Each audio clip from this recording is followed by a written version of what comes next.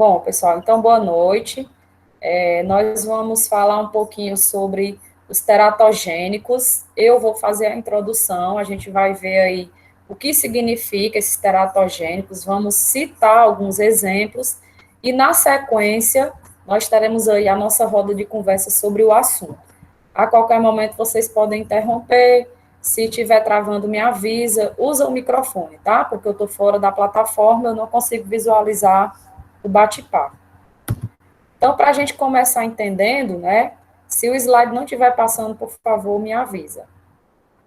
O que seria esses teratógenos? O que seriam o que é essa palavra, né? O que ela significa? Os teratógenos ou teratogênicos vão ser substâncias ou agentes biológicos ou agentes físicos, qualquer tipo de situação que, durante o desenvolvimento embrionário ou fetal, cause alterações de forma e de funcionamento no organismo da criança. Então, eu coloquei aí uma definição bem básica para que vocês possam entender, né? O que é o teratogênico? Qualquer substância, organismo, agente físico ou estado de deficiência que, se estiver presente durante o desenvolvimento embrionário ou fetal, já que nós vimos que tem essa diferença, né, pode causar alterações morfológicas ou fisiológicas na descendência. O que é importante a gente considerar de início, ó, a gente não está associando isso a erro genético. Nós estamos associando a intercorrências. O que é isso? Né? Situações que vão acontecer durante a gestação, certo? É diferente de fator genético. E, nesse caso, a gente chama isso de fator congênito. Então, sempre que aparecer essa definição de fator congênito, algo relacionado a essa palavra, está dizendo que foi adquirido ou foi desenvolvido durante a gestação, ok? Essa é a melhor definição para que a gente possa entender o que são os teratogênicos. A teratologia é exatamente a parte da ciência que vai estudar quem são esses agentes, como eles se comportam, quais são as alterações que eles podem causar, que nesse caso está mais relacionado ao embrião ou ao feto, do que com a mãe, certo? Entendido até aí? Tranquilo? Sim. Então, vamos continuar. Bom, alguns agentes. A gente vai falar sobre alguns, eu vou citar muito mais aqui do que o que a gente vai falar, mas nós vamos discutir sobre os principais, tá? Então, os primeiros aí, ó, os medicamentos. Eu acho que, de uma forma geral, o que eu posso falar para não interferir na conversa de vocês, né? Nós sabemos que medicamentos são substâncias químicas que podem trazer consequências para quem faz o uso, mesmo que a pessoa não esteja gestante, né? Porque o medicamento, ele tem um princípio ativo, mas ele também tem outros componentes que podem causar alterações orgânicas. Então, durante a gestação, é um período em que os medicamentos, eles precisam ser utilizados com bastante cuidado, porque a maioria deles, na verdade, não podem ser utilizados pela mãe. Então, dentre os fatores teratogênicos, nós temos alguns aí que estão citados, né? A talidomida, o misoprostol, o ácido retinóico e vários outros medicamentos. A gente pode incluir aí até analgésicos, né? Ansiolíticos. Então, vai ter vários medicamentos que podem, durante o processo gestacional, causar interferência no processo de desenvolvimento da criança. E daqui a pouco, né, nós vamos especificamente falar sobre alguns deles. Doenças maternas pré-existentes, as famosas comorbidades, né? Como a diabetes, pessoas que têm crises epilépticas, principalmente por causa do tipo de medicação que tem que fazer uso e que, por acaso, durante a gestação, esses medicamentos precisam ser interrompidos. Porém, são medicamentos que podem ficar impregnados no organismo, então eles podem sim ainda ser um fator teratogênico, mesmo que ele tenha sido evitado durante a gestação. O hipotiroidismo, né, que é uma alteração orgânica de baixa produção dos hormônios da tireoide. Então, se vai alterar o metabolismo materno, vai também alterar o desenvolvimento da criança. Nas que estão aí listadas para nós discutirmos, tá? A diabetes e o lúpus, que são, na verdade, as mais comuns, tá? As infecções congênitas, o que seriam isso, né? Alguns micro-organismos que podem ser vírus, bactérias, fungos, protozoários, que causam inflamações ou infecções orgânicas na mãe e que, consequentemente, algumas podem ser passadas para a criança. Tem algumas ISTs aí e tem alguns outros contágios de outras doenças que são transmitidas que não pela via sexual. Então, tem a sífilis e a toxoplasmose, que serão discutidas, a rubéola, citomegalovírus e várias outras contaminações. Quem a gente pode excluir daí em relação a essas infecções? A AIDS, né? O vírus da AIDS, ele ainda não tem uma determinação, uma comprovação científica de que ele passa pela placenta. A contaminação pode acontecer durante o parto, na amamentação, em outras situações, mas durante o desenvolvimento gestacional, não há ainda comprovação científica de que essa contaminação ela aconteça. As radiações, né? O uso de equipamentos que possam emitir radiações, ou o uso de substâncias químicas radioativas, como é o caso da aplicação de iodo. Então, vai ter várias situações em que essa radiação ela pode atrapalhar o processo gestacional. A gente pode até, durante a discussão sobre as radiações, falar um pouquinho sobre as ultrassons, né? Se as meninas não forem falar, a gente fala depois, ok? Algumas substâncias químicas que, na verdade, são chamadas de metais pesados, como mercúrio, chumbo, que são muito comuns. Vamos falar também qual a consequência de acúmulo dessas substâncias no organismo materno para o desenvolvimento embrionário. E, por fim, não menos importante, né, o uso de drogas, o álcool, o cigarro, outras drogas. Então, a gente vai falar aí sobre vários agentes importantes que, como já foi dito, né, são agentes teratogênicos, ok? Se tiver dúvida, fala. E aí, mais uma definição aqui, né, que na verdade é a definição da Organização Mundial da Saúde. O que são as infecções congênitas? A transmissão de uma infecção da mãe para o filho pode dar-se no útero, durante o parto, um pouco antes, perinatal, né, ou após o nascimento, como a transmissão de micro-organismos pelo leite materno. As infecções maternas se transmitem ao embrião e ao feto, por infecção ascendente da parte superior da vagina ou através do colo do útero, passando por líquido amniótico ou por via hematogênica, que aí pode ser uma viremia, bacteremia ou parasitemia, que são os micro-organismos que eu já falei. Então, tem que ter cuidado com isso. Ó. Nós temos os agentes teratogênicos e nós temos as infecções congênitas. A AIDS ela pode ser considerada uma infecção congênita, já que se a criança ela for amamentada, ela pode receber, por essa amamentação, o vírus da AIDS. Então, tem algumas diferençazinhas aí que a gente precisa conhecer em relação a esses termos, ok?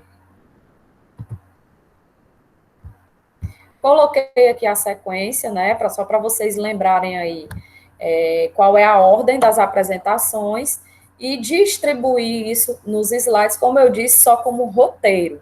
Na verdade, vocês não precisam exatamente falar o que está aí nesses slides. Ele vai servir de base para depois as pessoas acompanharem a aula se quiserem mais à frente, tá? Então, a primeira pessoa que vai discutir aí, né, iniciar, na verdade, desencadear uma discussão é a Ana Lídia. Os últimos serão os primeiros, né? Foi a última a escolher, deixaram você em primeiro, Ana Lídia. Então, ela vai falar um pouquinho para vocês aí, né? Eu coloquei uma lista enorme de medicamentos, mas obviamente que ela não vai falar sobre todos esses medicamentos, ok? Então, Ana Lídia, pode ficar à vontade. Boa noite, gente. Tô um pouquinho nervosa, mas tô com minha colinha aqui, viu? Bom, o uso desses medicamentos na gestação pode causar como a professora já disse, né? Um aborto, uma formação, induzir contrações uterinas antes do tempo e alterações indesejáveis na grávida e também no bebê. E isso acontece porque alguns componentes dessa medicação podem atravessar a placenta e isso causar diretamente no bebê, no caso, no embrião. E a fase da gravidez, a fase da gestação que está mais prejudicial, que vamos dizer que está mais exposta a esses medicamentos, é entre a quarta e a oitava semana. Porque o embrião, ele está muito exposto à teratogênese. Então, é capaz, porque aí é onde está se desenvolvendo as células, como ela já explicou e tudo, né? Pronto. E eu separei alguns desses medicamentos, que foi, o primeiro foi o é porque é difícil a palavra mesmo. Talidomida. Pronto. Esse medicamento, ele era usado nos anos 50, para pessoas que tinham hanseníase, que é a lepra, né? Sim, Aí, e era usado nas grávidas para poder ajudar no enjoo matinal, ajudar em enjoos matinais. E como eles não tinham muito estudo na época, eles usavam e tudo, e viam que grande proporção dos bebês nasciam não se desenvolviam os membros, nem os braços, nem as pernas. E esse processo ele é chamado de membros de forca, que eles não se desenvolvem. Certo, sim, professor? Se alguém sim, tiver sim. alguma dúvida, a gente pode perguntar. Se eu souber responder, respondo. Saberá. O outro que eu vi bastante foi o álcool, que o álcool em si, dependendo do consumo e do período gestacional, ele pode ocasionar vários, vários danos, tanto na criança quanto na mulher. Dependendo do período. Está dizendo que no primeiro semestre está mais ligado a anamolias, eu não sei falar. Anomalia. Pronto, faciais e alterações estruturais. No segundo semestre, aumenta o risco de aborto espontâneo. E no terceiro está ligado a alterações de crescimento. Bom, eu já vi muita gente bebendo cerveja, cachaça e tudo, estando grávida, e eu perguntava, não faz mal não? Eu disse, não tem problema não, só uma. Aí, tipo, eu ficava com aquela cor na cabeça, mas agora a pessoa sabe, né, que tem um grande risco. Mais alguma coisa, Ana Lídia? E a fenotina, que eu achei bastante interessante, porque minha avó, ela é epilética, e ela toma esse remédio para quem tem epilepsia, e ela teve minha mãe e ainda meu tio nascer normal, porque eu até conversei com ela sobre isso antes de vir para cá. Ela me falou que o médico disse que era melhor ela estar com as crises dela controlada do que parar de tomar o remédio, que fazia menos mal para o embrião. Então vou complementar, tá? Você vai Tá. falar sobre mais algum? Não. Ó, uma coisa importante sobre os medicamentos.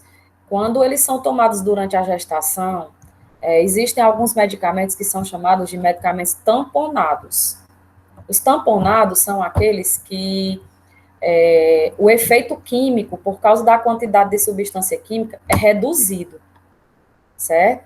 Então, esses, geralmente, eles são indicados para pessoas que fazem uso de medicamentos crônicos, como a fenitoína, que é exatamente para as crises epilépticas.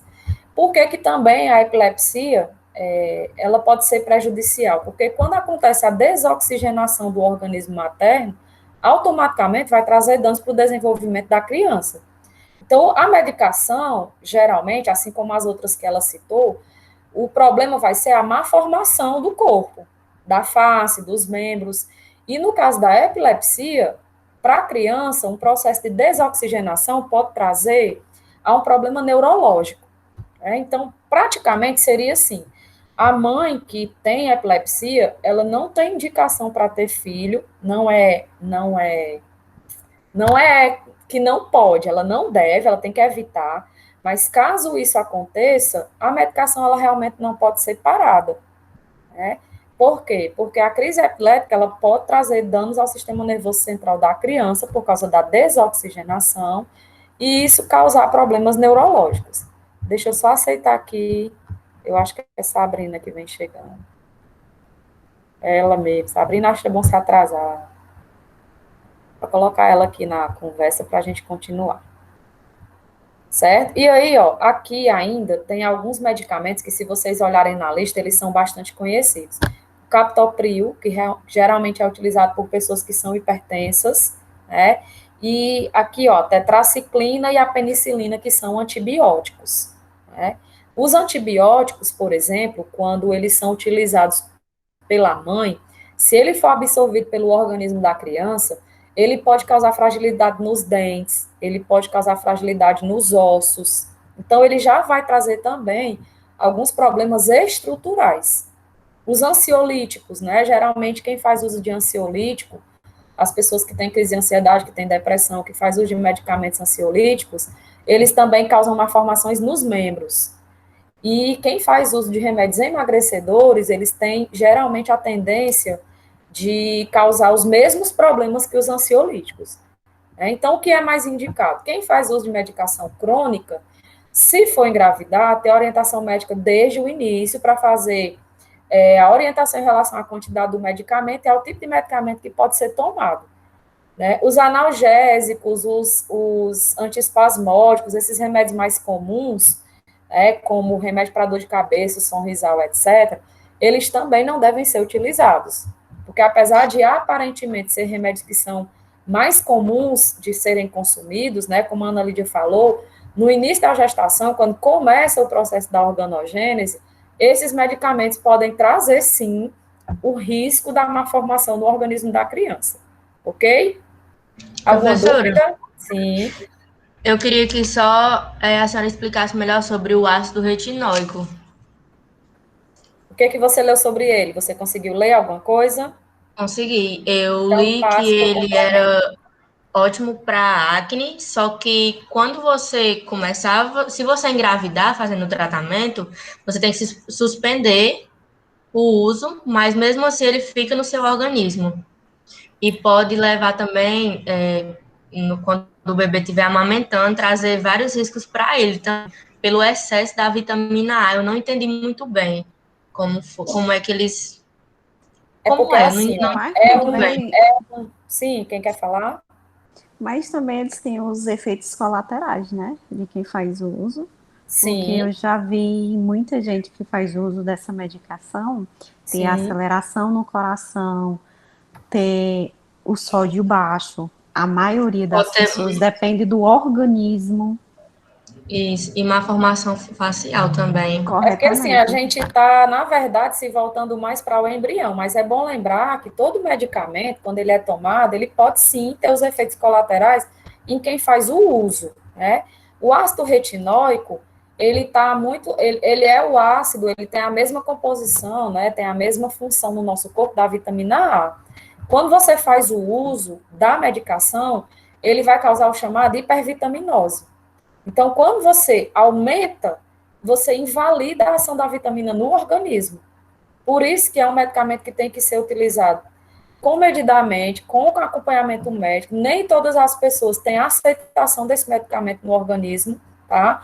E ele tem uma ação de impregnação muito parecida com os medicamentos para alergia, os corticoides, né? Que quando você usa, ele não é degradado rapidamente, ele fica um determinado tempo na corrente sanguínea. Vai levar um tempo para ele ser totalmente degradado, o que o corpo não aproveitou. Então, é por esse motivo que, a longo prazo, mesmo aquela situação que eu falei no início, né? Tem medicamentos que, para ele não fazer o efeito teratogênico no organismo da criança em desenvolvimento, teria que ser parado o desenvolvimento tem que acontecer pelo menos 6 meses antes da gestação. Então, teria que ser uma gestação planejada para evitar que o medicamento causasse esse dano. Ok, Ana Lídia? Ok, E obrigada. aí, como outra pessoa falou aí, eu não consegui ver aqui quem foi que complementou, né? Esses medicamentos, como eles são ácidos, eles têm propriedade também de, muitas vezes, dificultar a absorção de outras substâncias. E aí, essa deficiência Professora, de... Oi?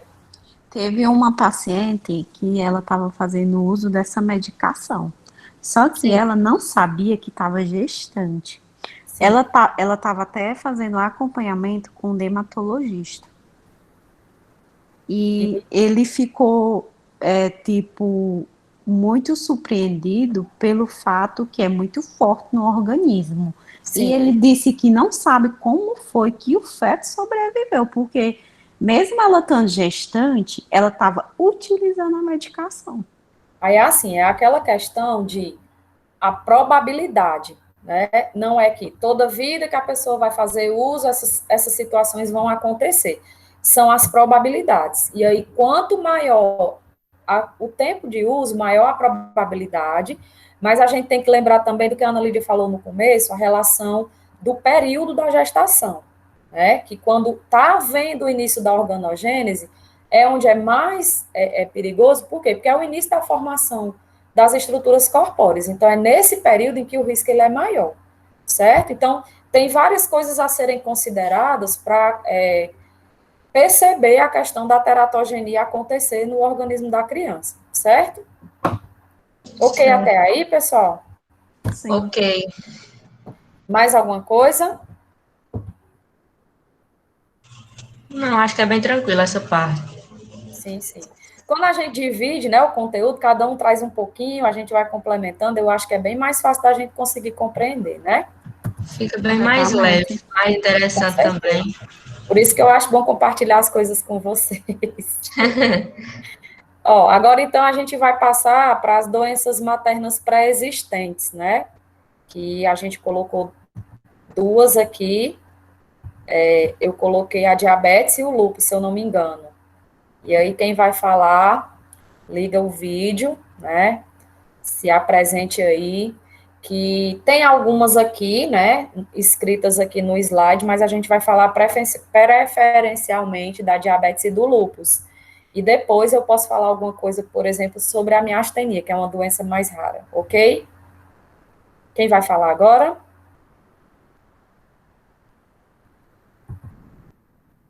Sabrina. Cadê ela? Sabrina saiu da reunião. Ô, minha Nossa Senhora. Ô, Sabrina, para dar trabalho. Enquanto ela volta, eu acho que a gente pode passar para o próximo, né? Enquanto ela organiza aí a internet dela, então agora vai ser a Tuane, toxoplasmose e rubéola. Pode ser, Tuane, enquanto ela volta? Pode sim. Vocês estão me escutando? Então, Sim, sim, tá tudo ok. Pode começar, então. Cadê seu vídeo? Estou lhe procurando aqui.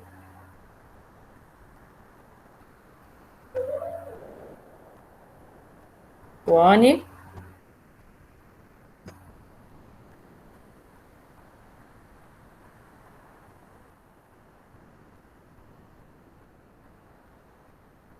Não, Sabrina, tá na sua parte. Você quer falar logo? Porque como você tinha caído aí, né, mas você pode falar se você quiser. A pode Tuane ser. já ia começar, mas aí você fala logo. Mas assim, tente permanecer na aula para a gente não se atrapalhar, tá bom? Tá, porque a internet tá horrível hoje aqui em casa. Pronto, eu coloquei aí duas imagens, né? Uma que fala sobre as complicações relacionadas à diabetes e outra de uma criança proveniente de uma mãe que tem o lúpus, mas você pode falar do que você quiser, tá bom?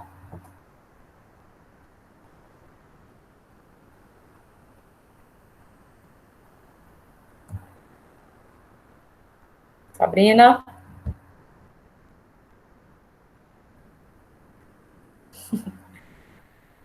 Ela não está conseguindo ficar. Vai, Tuane, começa. Pronto, vou começar. Depois, quando ela Boa voltar, ela noite. reza. Boa Boa noite. noite. Bom, A toxoplasmose, ela é uma doença parasitária causada pelo protozoário Toxoplasma gondii, e ela é uma doença adquirida, não é uma doença transmitida. Peraí, que eu tô nervosa. Não, fique tranquila, não se preocupe, não, que dá tudo certo. Puxa, voltando não. A toxoplasmose, ela é uma doença parasitária, como eu falei, ela é uma doença adquirida. E é passada de pessoa a pessoa. E ela é causada pelo protozoário Toxoplasma gondii, que é um protozoário unicelular que precisa de um hospedeiro para continuar seu ciclo de vida. E como é que acontece a transmissão? Para poder ocorrer a transmissão, primeiramente, tudo... Não, deixa eu voltar aqui normal primeiro. Peraí. Ai, gente. Tem o ciclo aí, se você quiser explicar o ciclo, ó, eu coloquei o ciclo aí. Não, é porque eu estou perdendo a linha de raciocínio. Então, o ciclo está numerado, ó, se você quiser ir lendo aqui. Não, é porque eu quero explicar a partir de quando o osso, antes de chegar na infecção do gato. Sim. O protozoário ele vai precisar de 2 hospedeiros, um definitivo e um intermediário. Quem são os hospedeiros definitivos? São os felinos, em especial o gato. E os hospedeiros intermediários são as aves, os roedores, os mamíferos, incluindo o ser humano. Como acontece essa transmissão? O parasita ele pode ser encontrado amplamente na natureza, inclusive no reino animal. Aí o que é que acontece? Os gatos, eles geralmente, esses gatos que não são domesticados também, né, que vivem em rua, e até aqueles que saem de casa também podem se contaminar. Eles podem consumir tecidos de animais mortos ou carnes cruas, ou consumir ratos que estejam infectados com o protozoário. Quando eles consomem esses animais ou esses tecidos com os cistos do protozoário, ao ingerir esses cistos, quando chegam no tubo digestivo do gato, esses cistos eles se rompem e liberam os bradiotos.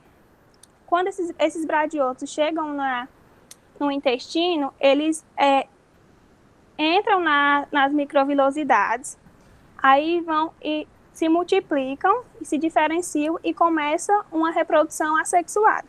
Aí eles vão se reproduzir até se romperem e liberar os cistos, também chamados de ócitos, no intestino novamente. E quando o gato defecar, nas fezes do gato vai esses cistos. Esses cistos, por exemplo, quando o gato defeca no solo, perto de um rio, por exemplo, se for domesticado, na caixa de areia, esses cistos vão contaminar aquele solo, aquela região.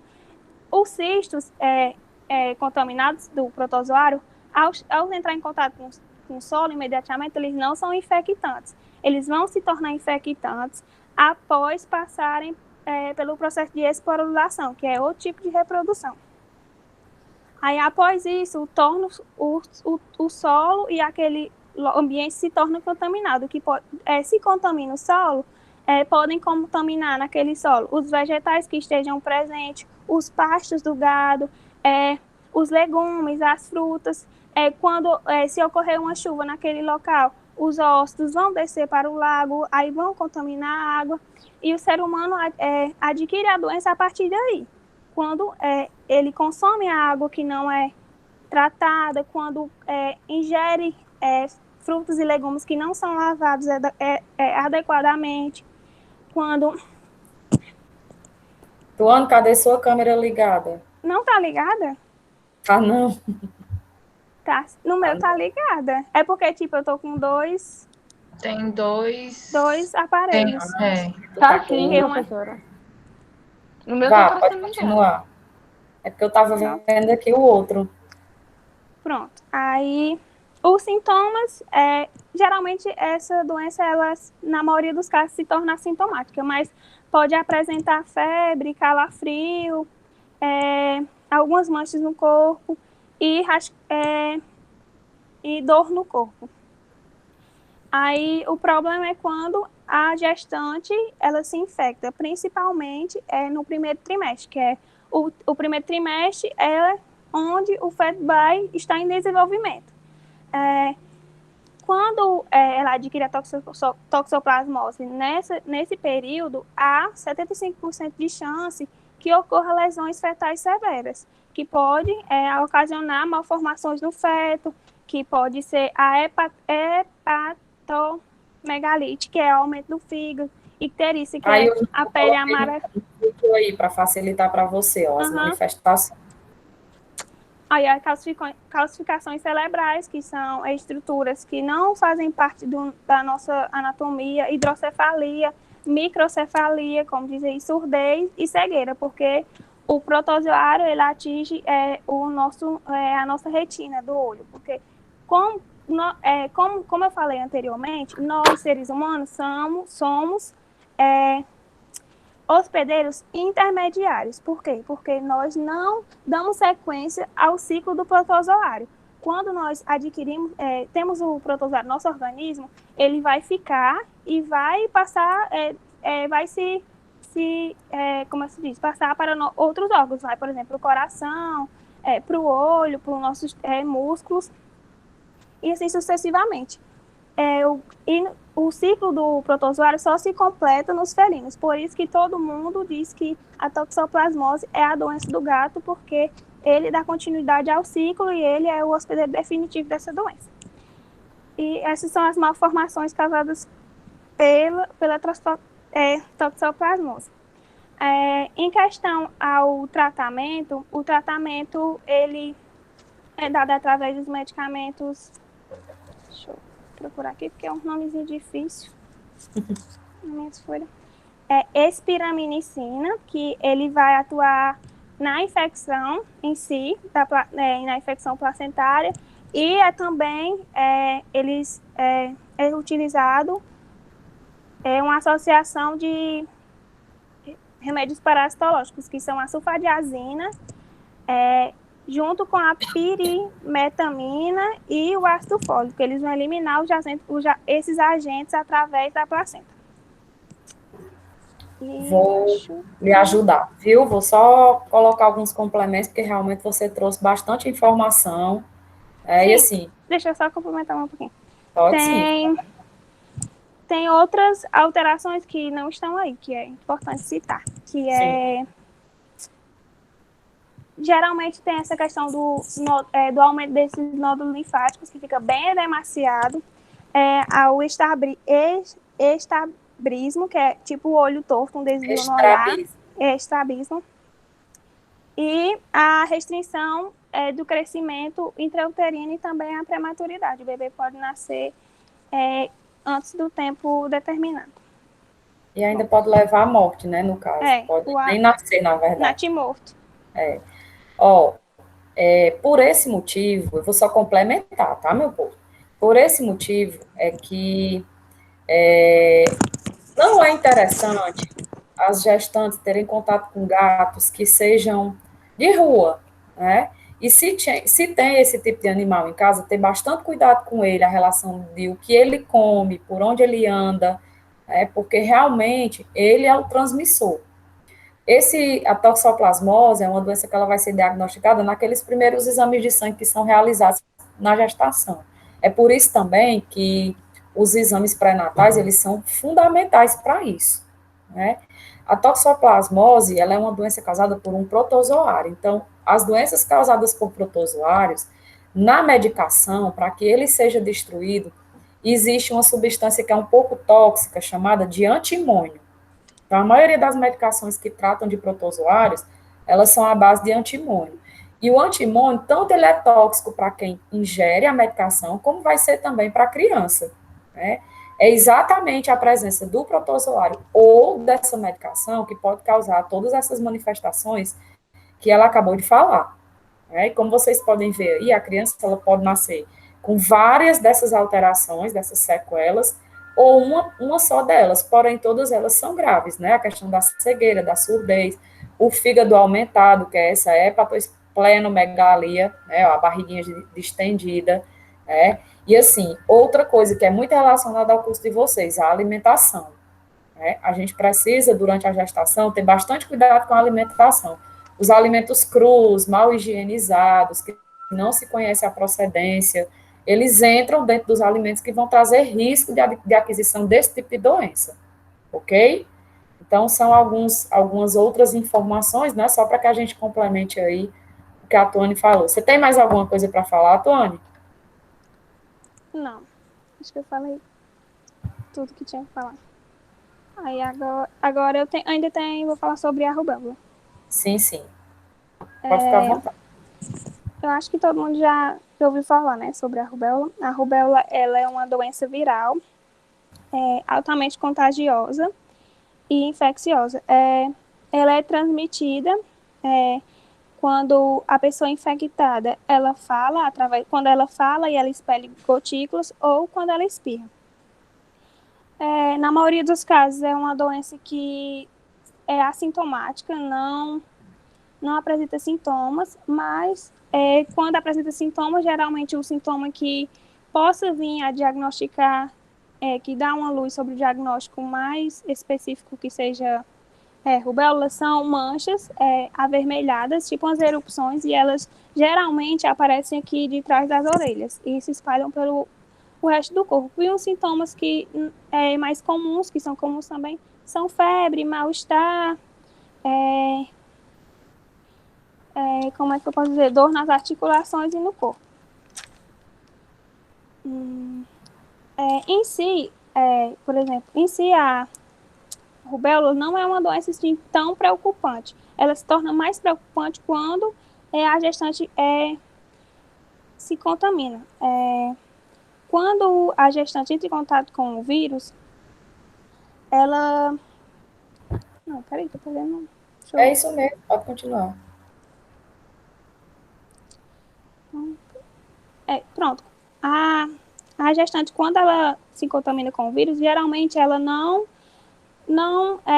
sabe que está com ele, porque os sintomas eles vão poder aparecer de 2 a 3 semanas, e durante essas 2 a 3 semanas ela pode estar transmitindo e não pode saber que está com a doença. Por isso que é importante, quando a mulher deseja engravidar, ela procurar o posto de saúde para fazer para planejar toda a sua gestação, para ver se o seu calendário vacinal está em dias, porque a rubéola é uma doença que hoje em dia a gente está praticamente erradicada no Brasil, porque ela está contida no nosso calendário vacinal e a gente toma ela na vacina tríplice viral, que é rubéola, cachumba e sarampo.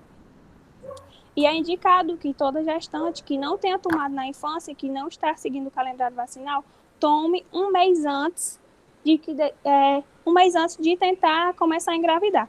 Porque, teoricamente, né, não é comprovado cientificamente, mas é indicado que ela não engravide nesse período, porque possa ter a possibilidade do feto adquirir as malformações congênitas da rubéola pelo fato da vacina ser uma vacina atenuada. Que o que é uma vacina atenuada? É uma vacina que tem partículas de vírus vivos. Exatamente. Como é uma doença viral, né?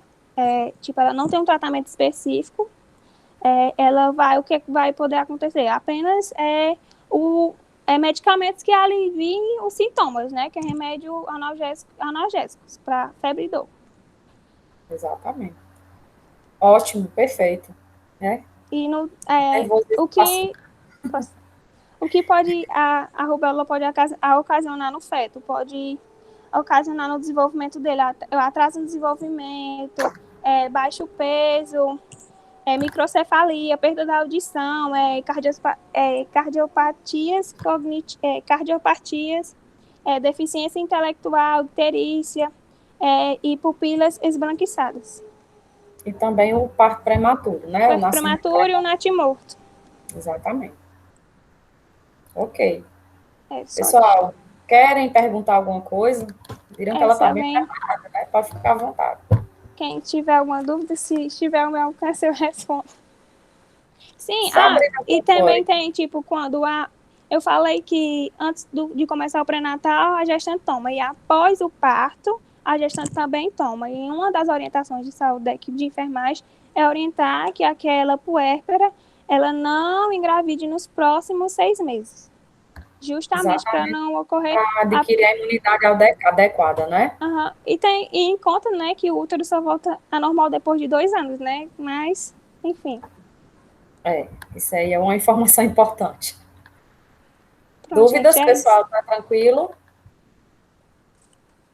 Tranquilo. Sabrina tá aí.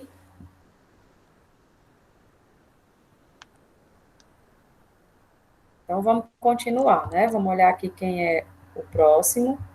Se ela não chegar depois, a gente conversa sobre a parte dela ou deixa para falar no outro momento, né? Para ela não ter prejuízo, ok? Então, agora, deixa eu falar só mais um pouquinho. enquanto ela fala, Vitória vai se organizando, tá bom? É uma curiosidade. Eu posso falar uma curiosidade? É que o vírus da rubéola, ele tem um tropismo, que esse tropismo é tipo uma afinidade pelos tecidos que estão em formação. Aí isso pode, por exemplo, tem tipo uma atração. Por isso que a incidência, quando a gestante tem rubéola na gravidez, geralmente a gravidez de alto risco, e já é certo que esse bebê venha com malformações congênitas. Essa atração que ela fala é a afinidade para distribuir ou para induzir a célula a metabolizar para que ele possa se reproduzir. Como o metabolismo de células jovens está mais acelerado, então o vírus vai aproveitar isso para se multiplicar mais rápido, tá? Bora lá, Vitória? Começar falando sobre a radiação.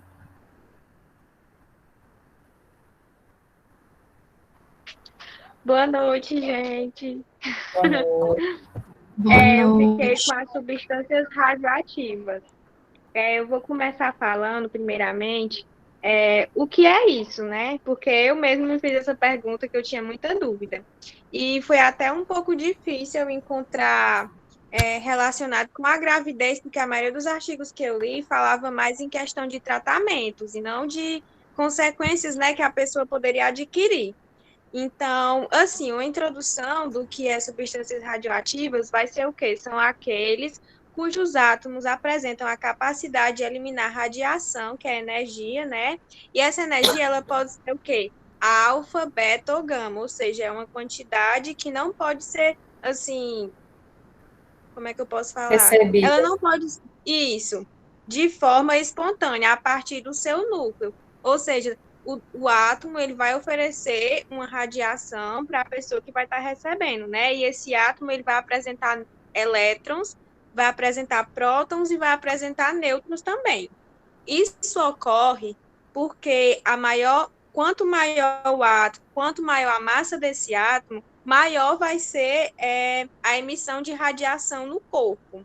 Alguns exemplos que pode ser citado para a exposição de radiação no nosso corpo vai ser através do exame de raio-x e da tomografia computadorizada. Só que tem uma observação. No exame de raio-x, a radiação que vai ser emitida para o corpo humano, ela não vai afetar, não vai chegar ao ponto de afetar as nossas células. Ele não vai haver essa modificação, porque é um exame de imagens, né? Da mesma forma como a tomografia computadorizada. Porém, grávidas não podem fazer o exame de tomografia computadorizada, porque uma pesquisa realizada em Curitiba comprovou que esse exame, né, ele pode sim prejudicar o feto. Outros exemplos mais mundiais e que causaram grande impacto na sociedade foi o ataque nuclear que aconteceu em em Chernobyl, que foi na Ucrânia, que foi em 1986, e também a bomba nuclear de Hiroshima e Nagasaki, que foi no Japão. Aí, por que eu estou relacionando esses dois eventos? É porque eles disponibilizaram uma grande quantidade de radiação no ambiente onde eles foram expostos, e pessoas, até algum tempo atrás, né, porque eles foram realizados em 1945 e 1986, mas as gerações, os descendentes deles, das pessoas que foram atingidas, tiveram alguns problemas de saúde, né? Alguns problemas de desenvolvimento e relacionados a esse assunto, né? A exposição dessas substâncias radioativas. ela também vai causar o quê? A fragilidade e a imunidade. Ou seja, a radiação, ela provoca efeitos negativos na imunidade, né?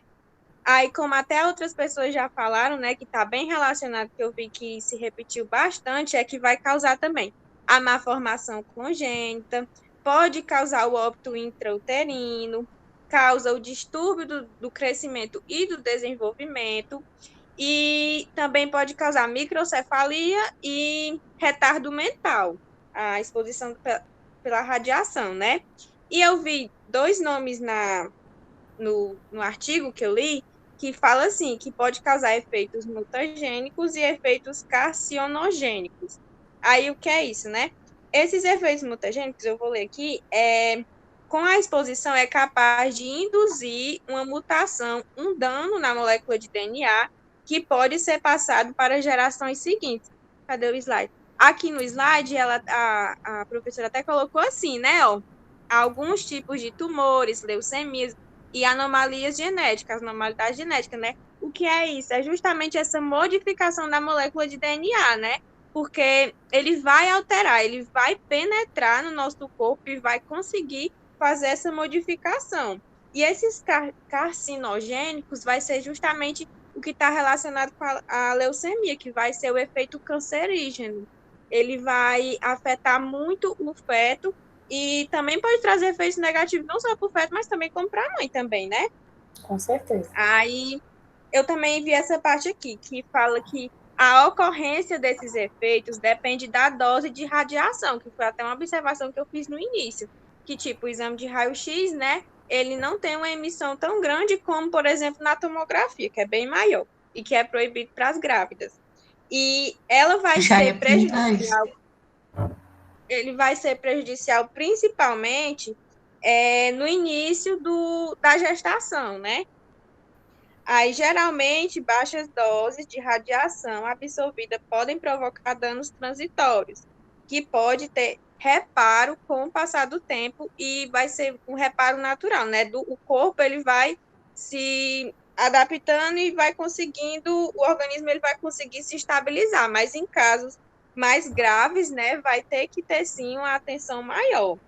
Por outro lado, altas doses interrompem o desenvolvimento e a maturação celular, provocando a morte celular e a malformação, né? Que foi o que muitas pessoas já falaram e que está muito relacionado com isso. Tem alguma coisa mais de radiação? Que eu vi um slide que tinha outra. Não, esse aqui são metais pesados. Ah, pois é, mas eu tenho uma também que fala um professor doutor Gilsberg. Ele falou que o termômetro, a pessoa tem que ter muito cuidado com o termômetro, porque dentro do termômetro tem uma substância chamada mercúrio, e ele também pode sim ter radiação. Ele está na tabela periódica, né? O número atômico dele é maior que 83 e ele pode afetar, assim, tipo, se ele for quebrado, né? Essa substância ela pode se espalhar no ambiente e pode afetar de alguma forma. Não é tão grave, mas pode afetar também. Então, tem que ter bastante cuidado no manuseio desse equipamento, né? Na verdade, essa parte aí do mercúrio, a gente colocou como metais pesados. O mercúrio e o chumbo vai ser falado logo na sequência, porque ele está relacionado com radiação, certo? Pronto, tá e certo. Tu pesquisou alguma coisa sobre a ultrassonografia? Não. Porque, assim, a gente geralmente fala da tomografia, fala do raio-x, e aí a ultrassonografia é um tipo de exame de imagem também que pode ser realizado pela gestante, que é o que causa o mínimo impacto em relação à radiação, mas ele também traz efeitos se ele for usado de maneira exagerada, né? O exame de ultrassom, ele é utilizado sim durante a gestação, que é exatamente o que vai trazer a ideia de como a criança está se formando, né? Esse efeito transitório que ela falou seria o retardo no desenvolvimento, baixo peso, esse tipo de coisa. Depois que a criança cresce, demorar a desenvolver a sua parte cognitiva, mas que, como foi dito, são coisas que vão ser consertadas, né? A gente vai ter depois um desenvolvimento tardio, mas ele vai acontecer. No caso da ultrassom, ela pode ser utilizada, mas ela não pode ser utilizada constantemente. Tipo, gestações de Eu risco. já ia citar isso aí também, quando ela estava falando, que Pode nem citar. todos os meses a pessoa pode estar fazendo esse exame. Quem é grávida, né, não pode estar fazendo todos os meses. É Tem indicado uns até períodos. em 3 meses, ou então 2 em 2 meses. Até porque Sempre tem os vai. semestres corretos de fazer a ultrassonografia, que é do primeiro, segundo trimestre e terceiro trimestre. Até Exatamente. porque tem também que é a morfológica do primeiro e a morfológica do segundo trimestre. E nesse caso, além disso, só vai ser indicado se for algo muito necessário, né? Porque também é um tipo de exame que pode trazer consequências muito parecidas com essa das radiações. Só que, obviamente, que o nível de radiação é baixo, né? E a gente vai. Corretamente, até porque, professora, desculpe lhe interromper, até porque Não, as pode falar. morfológicas, elas só são indicadas quando tiver um histórico familiar ou então quando é parentesco, tipo primo com prima. Aí sim, Geralmente eles fazem no quinto mês de gestação, mas o indicado é fazer uma única próximo desse quinto mês de gestação. Em outros momentos é que pode haver indicação, mas ela não seria uma ultrassom que pode ser feita com constância, como você está dizendo. Mas, assim, geralmente, corretamente. uma única durante o processo gestacional pode ser realizada, né? Sem também exagerar nas outras ultrassons que são mais simples, ok? Então, isso também vai se enquadrar aí nessa questão das radiações, tá certo? Aí a gente tem elementos radioativos, né, como o mercúrio e o chumbo, que as meninas que vai falar aí, e tem também o iodo, que se alguém não citar, eu posso complementar, ok? Vitória, mais alguma coisa da sua parte? Sim, mais uma coisa assim. Aí, eu estava falando sobre o quê? Peraí. Sobre os efeitos, sobre essas Pronto, os consequências aí. efeitos, lembrei. Aí, o que é que acontece? Quando a pessoa é exposta a uma. Pronto, o feto ele vai estar exposto a uma radiação, mas sobrevive, consegue se desenvolver. Mas ele vai ter uma fragilidade maior, porque, como a gente sabe, no ambiente em que a gente vive, né, a gente está exposto a todo momento à radiação, não é a mesma frequência de radiação desses outros exemplos que eu falei, mas também só que pessoas que têm essa grande exposição na gestação, o feto ele vai ter uma fragilidade maior, então vai ter que ter cuidados a mais, né? E assim, todo mundo encontra-se permanentemente exposto à radiação natural proveniente do meio ambiente, né? Aí, nessa parte, eu queria fazer até uma observação, porque, assim, as pessoas falam muito da poluição, né, que está rompendo a atmosfera e tal, e é muito importante lembrar até de quando a criança, sem estar no período gestacional, né, a criança já nasceu e tudo, se atentar muito aos cuidados, o quê? Usar um protetor solar, ter aquele cuidado até no horário de sair, né, porque assim, ele não vai prejudicar só quando está em formação, ele também pode gerar um futuro câncer de pele, então assim, não é só no período gestacional que deve ter cuidados, né, e sim no decorrer da vida inteira. Exatamente, porque a radiação solar também é um tipo de radiação, apesar de Isso, ser a isso. ultravioleta. Porque assim, a gente está falando da radiação iônica, mas a solar também é muito importante, ela também traz prejuízo muito grande para a saúde. Exatamente. Tudo Pronto, era certo, só isso, gente. pessoal? Obrigada. Quem vai falar sobre os metais pesados? Sou eu, professora Luana. Pode começar, Luana. Boa noite, gente. Eu vou falar um pouquinho sobre o chumbo, depois eu falo sobre o mercúrio. Em relação a eles, como já foi falado, eles afetam a fertilidade durante os primeiros anos de vida do indivíduo, provocando prejuízos cognitivos, motores e comportamentais. O chumbo, ele pode permanecer no organismo durante toda a vida do indivíduo. É difícil a remoção dele. E ele pode ser absorvido por 3 vias distintas, que são pele, o trato gastrointestinal e o sistema respiratório. Ele é um mineral tóxico e ele vai se acumulando no organismo, atrapalhando o funcionamento das membranas celulares, das enzimas, ele vai atravessar a barreira placentária e ele também vai poder ser excretado pelo leite materno. De todas essas alterações tóxicas que o chumbo causa, a encefalopatia ela é a mais grave. Eu até queria ter uma curiosidade assim sobre a doença, porque eu li sobre que é devido à contaminação na alimentação, durante a alimentação, e esse mercúrio ele é adquirido durante essa alimentação. Essa exposição do feto ao chumbo, ela vai poder apresentar desvio de comportamento, retardo mental, dificuldade de compreensão e aprendizado. Estudos mostram também que, assim, o principal prejuízo é realmente o desenvolvimento do cérebro da criança. Ele não vai ser eliminado espontaneamente e vai se acumular nos ossos e no sangue, no sistema nervoso. Outra dúvida que eu tinha é a questão da relação entre o cálcio e o chumbo, por conta desse armazenamento que ele vai ficar nos ossos. A exposição ao chumbo ela vai aumentar o risco de aborto e parto prematuro na época antes das 37 semanas. A criança ela pode vir ter o baixo peso, atraso no desenvolvimento também, devido a esses danos no sistema nervoso.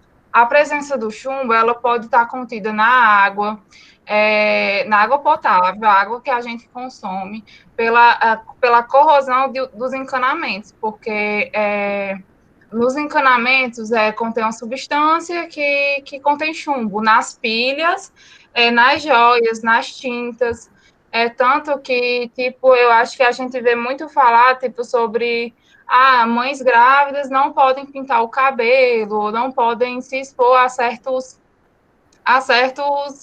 substâncias.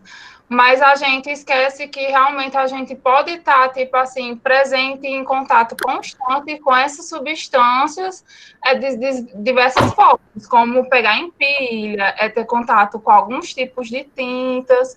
Os próprios cosméticos, viu? O batom é um tipo de cosmético que é rico em chumbo. Exatamente, eu vi essa questão desses dermos cosméticos, né? Tipo assim, alguns produtos para pele, hidratantes, aerosóis, maquiagens, nisso. Já o mercúrio, o ácido arsênico e o cádmio, eles também vão aumentar o risco de aborto e o natimorto, que é o nascimento do feto morto. Alguns estudos, eles apontam a presença de miomas uterinos e danos à placenta. Também vai causar danos crônicos ao cérebro e existem 3 tipos de mercúrio, que vai ser o orgânico, que ele vai ser derivado do peixe, frutos do mar, fungicidas, herbicidas e preservativos.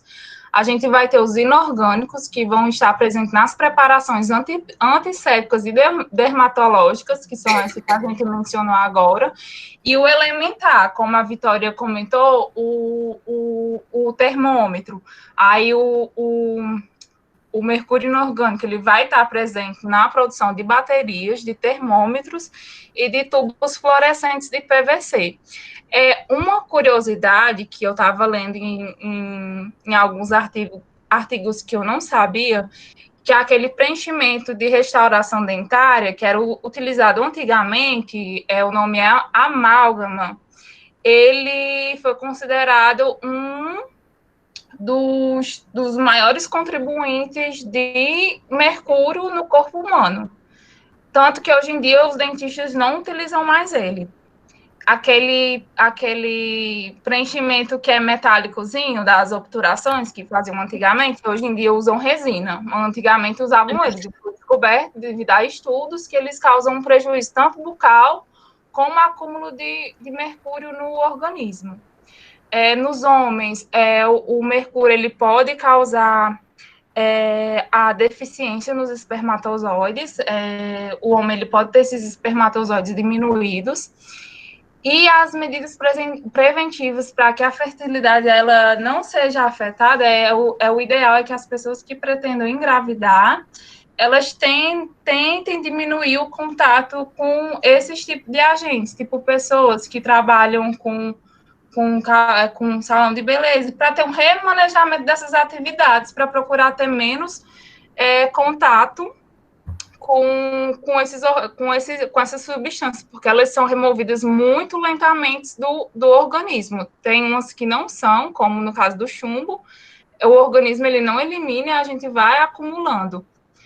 Assim, de forma espontânea, né? Que tem... até queria que a professora fizesse a ressalva de como pode ser eliminado esses metais pesados. Em um artigo, em um estudo que eu vi em relação aos micronutrientes, alguns antioxidantes, como vitamina C, zinco, vitamina A, eles ajudam, assim, contra os efeitos maléficos desses metais pesados. O que é o ideal?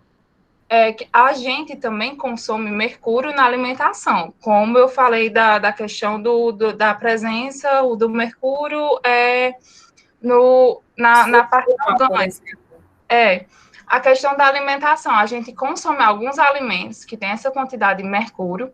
Eu dei uma olhadinha. Tem alguns peixes que dizem que a gente não pode consumir por conta dessa quantidade, só que outros estudos apontam que não é maléfico. Aí fica aquele embate. A questão é assim, é o período, né? Não é que a alimentação não possa ser consumida, é que em determinados períodos, tipo a imunidade baixa, a gestação, em tratamentos de produtos que diminua o nosso metabolismo, como quimioterapias, nessas situações, esses alimentos eles devem ser evitados, porque eles vão ficar potencializados no organismo. Né? Então, não é que eles sejam maléficos, é que em algumas situações a absorção pode ser maior. Geralmente, quem auxilia nesse processo de degradação é a filtração renal, é a degradação no rim, e aí acaba sobrecarregando esses sistemas.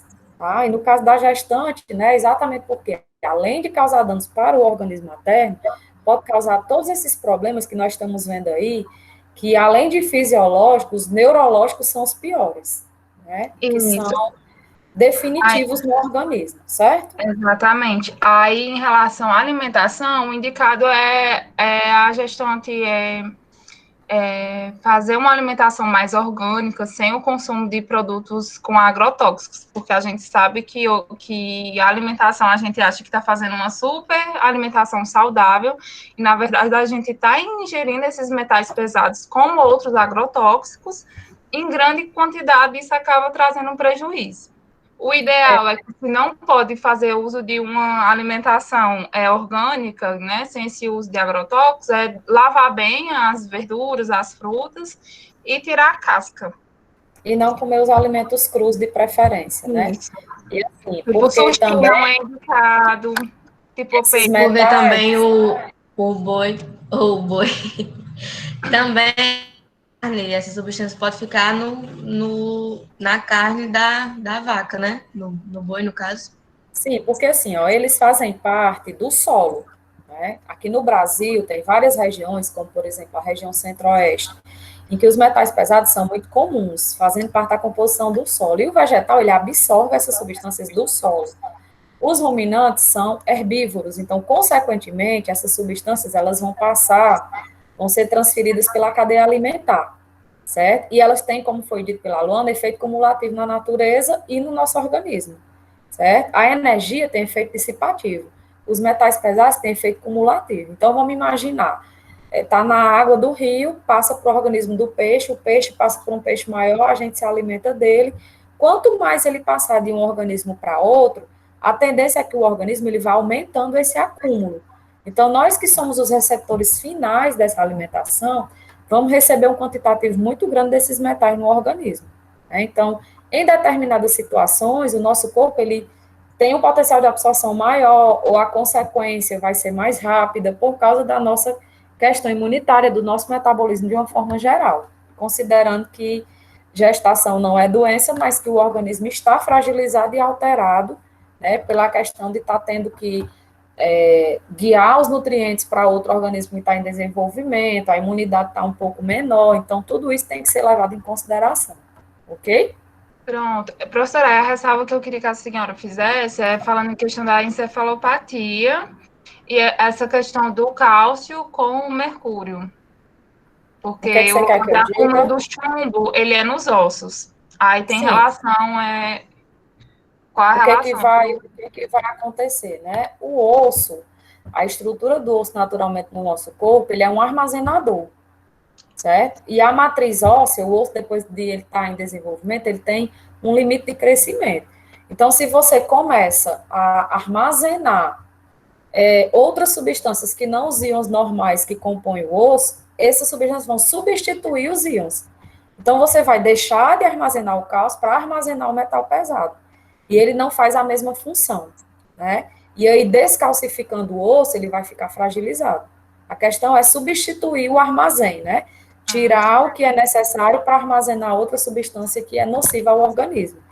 E, como você disse, como esses metais eles ficam retidos no nosso organismo, eles vão circular na corrente sanguínea. E um dos locais que eles podem se armazenar também é na região encefálica, né, a região do sistema nervoso central. Automaticamente, quando eles se armazenam lá, já que são vasos sanguíneos superiores e que geralmente eles recebem as substâncias, eles não emitem, a tendência é eles se direcionarem para essa parte do corpo e ficarem lá armazenadas, né?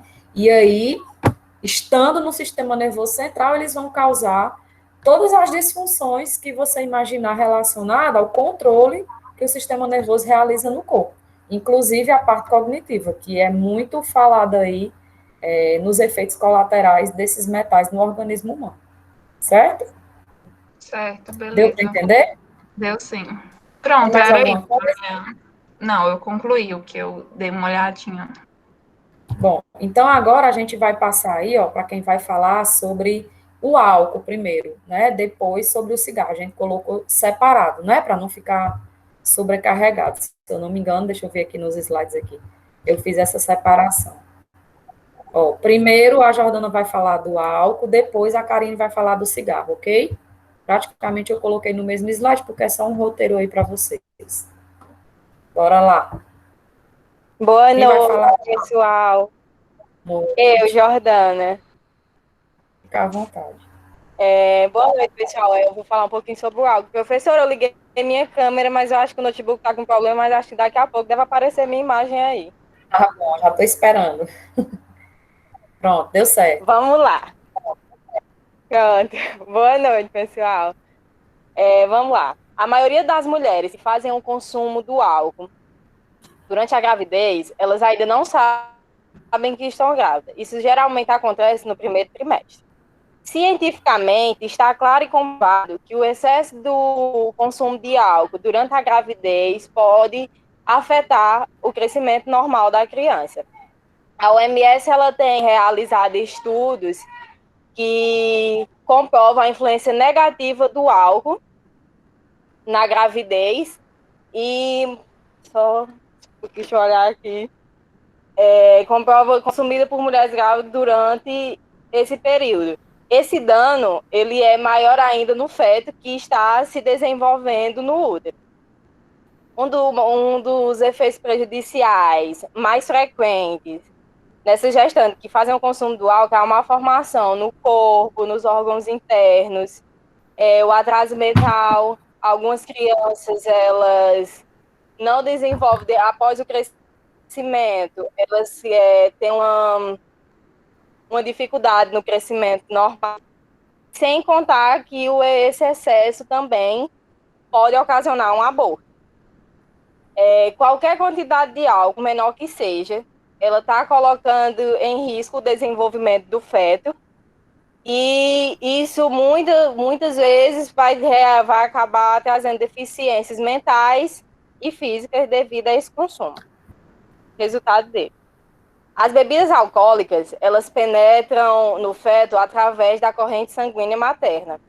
Esses danos são piores para o feto porque a gestante, ela libera 2 vezes mais do álcool, e já o bebê não. ele vai ser forçado a realizar tarefas das quais seus órgãos ainda não estão preparados. A síndrome fetal alcoólica, o que ela é? A síndrome fetal alcoólica, ela é um conjunto de defeitos que são descobertos após o nascimento.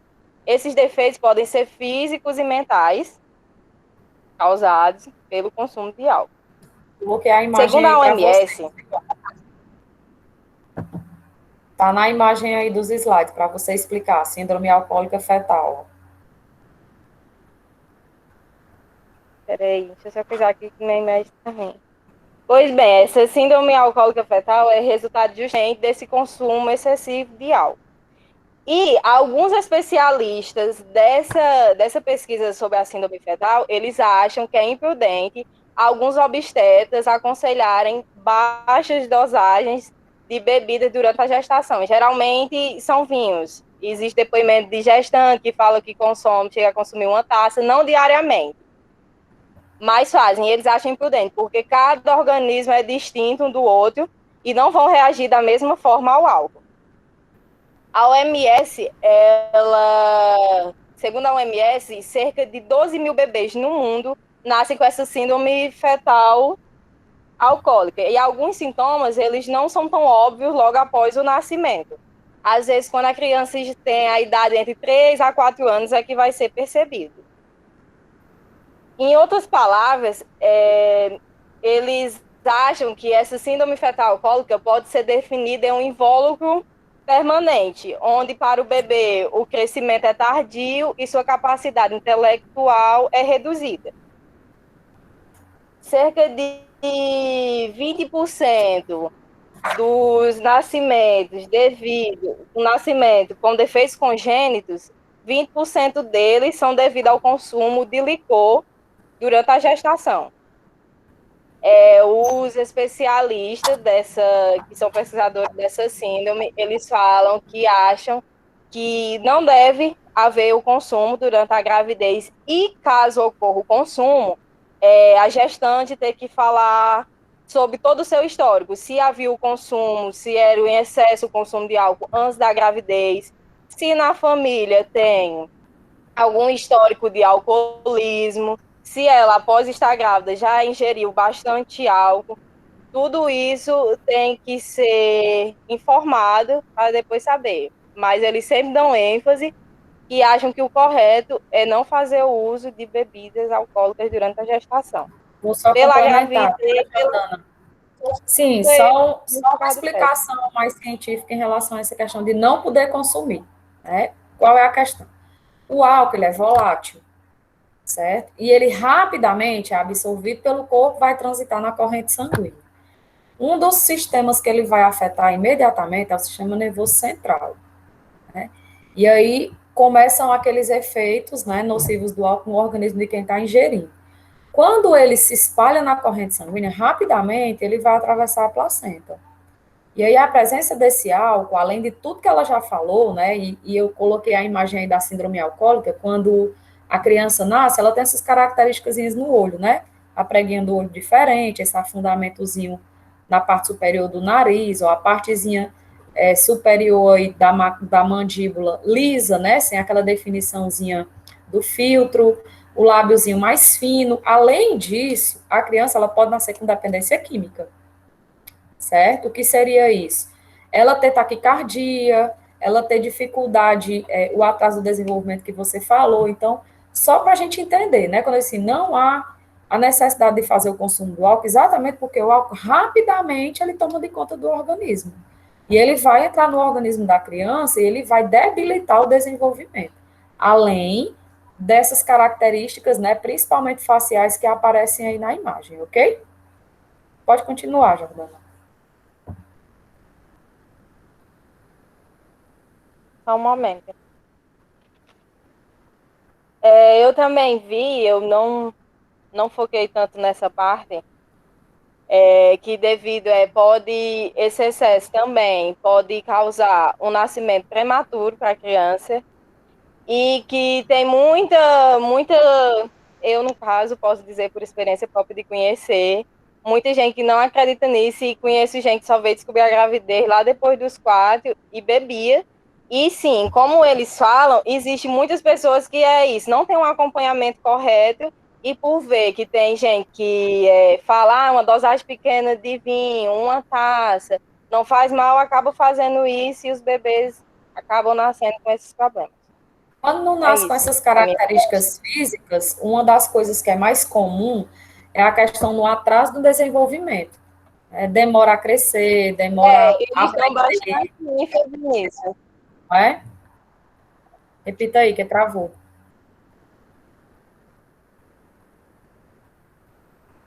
Os especialistas dessa pesquisa da síndrome fetal alcoólica, eles dão bastante ênfase nesse atraso aí. Principalmente no desenvolvimento do crescimento e no desenvolvimento cognitivo, né? Ela pode não apresentar essas alterações físicas, mas elas podem apresentar essa dificuldade no desenvolvimento, certo? Por isso que muitas vezes só é descoberto no crescimento, não logo quando nasce. Exatamente. Bora lá. Quem vai falar sobre o cigarro? É eu. Boa noite. Vou falar sobre os cigarros, falar sobre a causa. A nicotina do cigarro ela atinge níveis elevados no feto e interfere diariamente na neurulação, causando defeitos no tubo neural, espinha bífida, encefalia e outros efeitos funcionais. A malformação provocada por álcool e fumo constituem as principais causas teratogênicas humanas. Ai, já estou nervosa. Fumar durante a gestação causa má formação na formação placentária e aumenta a chance do bebê nascer antes do tempo e com baixo peso. Para a mulher, o risco é de ter trombose venosa profunda, o que pode levar à morte. O tabaco também, ele reduz o volume do leite produzido e afeta a produção dos nutrientes no leite. Todas as substâncias do tabaco, ele passam por meio do leite materno para o bebê. A recomendação do Ministério da Saúde e da Organização Mundial da Saúde, OMS, é de não fumar durante a amamentação. A exposição pré-natal ao tabaco é reconhecidamente um desafio sério à saúde das crianças, que pode ser prevenido. Pesquisas nacionais realizadas nas últimas décadas na América do Norte descobriram que entre 20% e 25% das mulheres fumavam cigarros durante a gravidez. O número de crianças expostas à fumaça do tabaco pelo tabagismo materno antes de nascer tem repercussões amplas. As consequências psicossociais associadas ao tabagismo materno, pré-natal para as crianças podem ser numerosas, incluindo elas orientação e responsividade auditiva reduzida, aumento de tremores e sobressaltos em recém-nascidos, resultados inferiores em testes de desempenho cognitivo geral nos anos pré-escolares, problemas psicológicos e de comportamento antes do ingresso na escola, hiperatividade, desatenção e impulsividade na escola, problemas de comportamento na escola, distúrbios de conduta e abusos de substâncias na adolescência. Isso aí a gente chama de dependência química, né? Quando a criança ela já nasce com dependência química. E aí, como ela não como vai você falou, fumar, na questão do álcool, ela já nasce com a dependência química, a mesma coisa o cigarro, né? só que é assim, esses transtornos de agressividade, de hiperatividade, elas vão ser a abstinência, né? Porque a criança, na verdade, ela não vai fumar. Então, como ela tinha o contato com as substâncias químicas e ela nasceu e ela vai perder esse contato, ela vai ter síndrome de abstinência, que são esses comportamentos de distúrbio, certo? O que mais, Karine? Você tem mais alguma coisa para falar?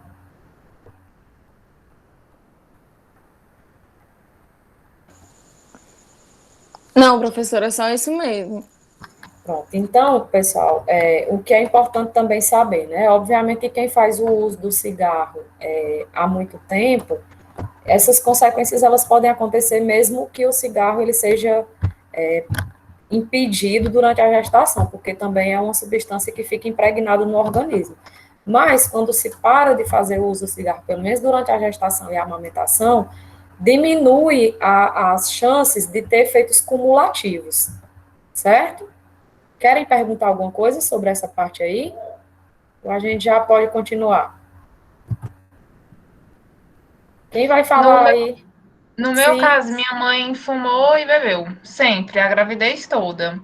Eu não tive, eu acho que assim, nenhum prejuízo que eu tenha percebido assim no meu desenvolvimento, sempre fui saudável. Mas se Já meu desenvolveu no período certo, nasceu com o é, peso certo, tem que ver tudo isso, né? muita sorte eu tive. Aí, Tem, tipo, esse tipo de comportamento, às vezes se torna, tipo, assim, como já foi falado, a pessoa acha que não é normal porque uma pessoa fez isso durante a gravidez toda, a criança nasceu normal e, na verdade, não é assim.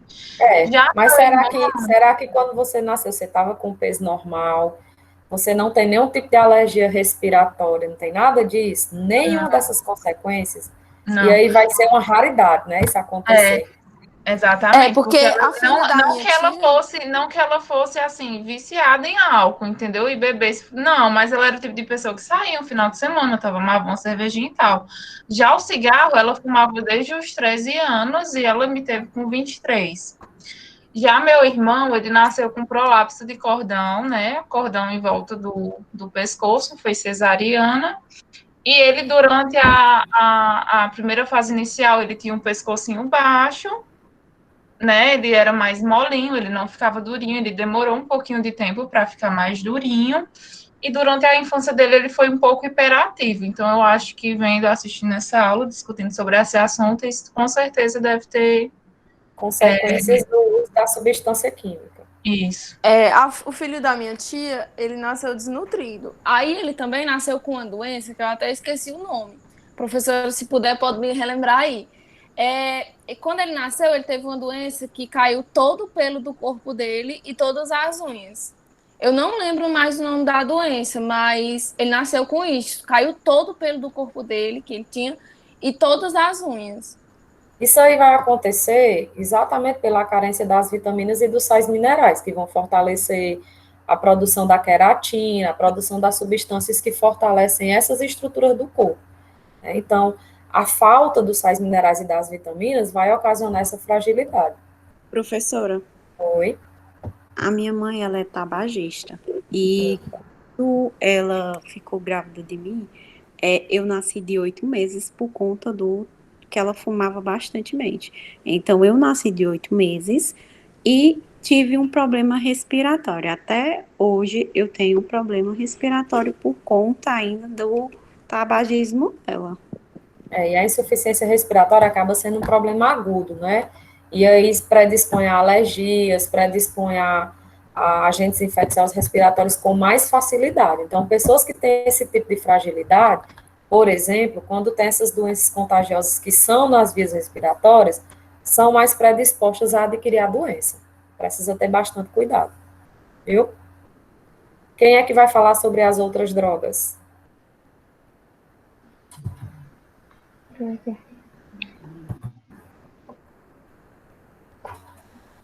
Cocaína sou eu. Pronto, então pode É cocaína começar. agora? É sim. É? Certo. Dá pra ver minha câmera? Ou não? Tá escuro. Não, já liguei, eu acho que. Ah, Pronto, apareceu? tá começando a aparecer agora. Pronto. Boa noite. Sobre a cocaína. A cocaína é uma droga que é feita através da planta da coca, tá? Ela causa efeito analgésico no local da aplicação e também alucinótico. Também pode acontecer a vasoconstrição, que é um problema que, tipo, para quem é gestante é grande por problema de desenvolvimento do bebê. Um exemplo, problema de desenvolvimento do cérebro, do coração, do intestino, também de alguns membros e do aparelho urinário. Durante o segundo e o terceiro trimestre da gestação, o que pode acontecer? O deslocamento prematuro da placenta, o aborto espontâneo e também pré-eclâmpsia. Vamos dizer assim, no primeiro trimestre, caso se a gestante não sabe que estava grávida, fez uso da droga, não sendo injetável em pouca quantidade, o risco do bebê vai ser baixo. Um exemplo da droga atingir ele, né? Logicamente que geralmente quem faz uma vez fica continuando usando a droga. Mas se caso fez no começo e parou, então, vamos dizer assim, o problema vai ser menor. Outro problema também que dá no bebê é a questão da visão e da audição. tá? É um problema também que, quando crescer, algumas atividades também vai ter dificuldade de fazer. A maconha. A maconha é outra droga também que dá problema, consegue atravessar a questão da parede, da placenta, no caso, dá problema também na questão do desenvolvimento, principalmente no peso do bebê, que atinge muito, e também na questão da amamentação, tanto no início como durante a amamentação. A outra é a anfetamina, também dá problema durante a amamentação, só que um dos problemas que destaca mais é a questão da interação da mamãe com o bebê, entendeu? A questão, vamos dizer assim, da amamentação é todo um problema em geral, entendeu? Englobado. Outro é o êxtase. O êxtase é feito a partir da molécula da anfetamina, né? E o que pode causar é 4 vezes pior do que a anfetamina, porque o risco é maior, entendeu? Vamos dizer, é uma droga mais forte, vamos dizer assim. E também pode causar o aborto espontâneo. A outra é a heroína. A heroína é uma droga que, vamos dizer assim, dificilmente pode causar anomalias congênitas, mas o que pode causar mais é a questão da abstinência do bebê, que deixa o bebê irritado, o bebê não consegue dormir, chora muito, o que ocasiona o quê? A perda de peso, entendeu? A amamentação é completamente comprometida por conta disso, e também pode acontecer diarreia e vômito, entendeu? Então, são drogas que, juntando, é um combo assim, que causa alterações tanto psicológicas na criança, como a questão física também. Pronto, só isso. Aí, assim, somado ao que a gente estava falando, né, são substâncias que causam tolerância e, na sequência, a dependência. A tolerância seria o organismo ele aceitar níveis cada vez mais altos e, consequentemente, a dependência, que é a questão do corpo não sobreviver sem a presença da droga. Então, quando elas são usadas durante a gestação, essas características também vão ser passadas para a criança. E aí, como a Karen falou, quando a criança nasce, a principal coisa é a síndrome da abstinência. E ela vai ter essas irritabilidades, esse gasto excessivo de energia, compromete a alimentação, compromete o desenvolvimento do peso da criança e vai atrapalhar todo o desenvolvimento de crescimento e cognitivo automaticamente, né? Geralmente, quem faz o uso dessas drogas é um uso contínuo, já que elas são viciantes, né? Dificilmente alguém que faz a experimentação dessas drogas vai conseguir parar, né? E assim, em algumas situações, as crianças elas podem nascer também com manchas pelo corpo, né? Com verrugas causadas pela má formação por conta do uso da droga, pela mãe, certo? E essas mães, às vezes, nem conseguem amamentar, porque a produção do leite materno não vai acontecer de maneira eficiente, e isso também pode ser uma consequência do baixo peso da criança. Então, o que seria congênito? A questão da hiperatividade, da irritabilidade, né, da síndrome da abstinência, pode causar também a questão dos problemas respiratórios, é muito parecido com o que acontece com o álcool e com o cigarro, ok? Alguém quer comentar alguma coisa? Deixa eu só falar um negócio, Maíli. A questão Sim. da gestante, né, quando ela é, no caso, viciada, né, já usuária um bom tempo, que geralmente antes da gravidez mesmo já era usuária, ela precisa do tratamento com médico e com psicológico, né, que vai passar para fazer o desmame aos poucos da droga, né, no caso, quando tenta, e também vai prejudicar, no caso, a amamentação, porque, vamos dizer assim, o leite fica contaminado. Por exemplo, se a gestante fez o parto e um bom tempo antes fez uso da droga, tem que passar um bom tempo se amamentar. Geralmente é o indicado, né? Pode me corrigir se estiver errado, mas acho que é assim. Não, tá certo, é só assim, vai acontecer uma baixa produção do leite, né? Às vezes ela não consegue nem amamentar, e quando consegue, tem essa toxicidade que tem que ser considerada, ok? Quem vai falar sobre Zika vírus? Boa noite, professora. Eu vou falar um pouquinho como ocorre a infecção. A infecção ainda não é certa, porque aconteceu vários estudos. A forma mais estudada é através da placenta, no primeiro trimestre da gestação. Porque uma vez que o vírus atinge a barreira transfoblástica como parte de imunocomplexo com anticorpos, não neutraliza e assim pode ser levado através da placenta com a ajuda de receptores. E isso acaba danificando o desenvolvimento do cérebro. Essa infecção pode ocorrer entre a 8ª e a 16ª semana. E eu vi também que como a gestante, caso ela pegue o vírus já lá para o final da gravidez, é mais difícil o feto ser atingido, porque a placenta e o sistema imunológico já está mais maduro, de certa forma. Quer falar alguma coisa da microcefalia? Quero.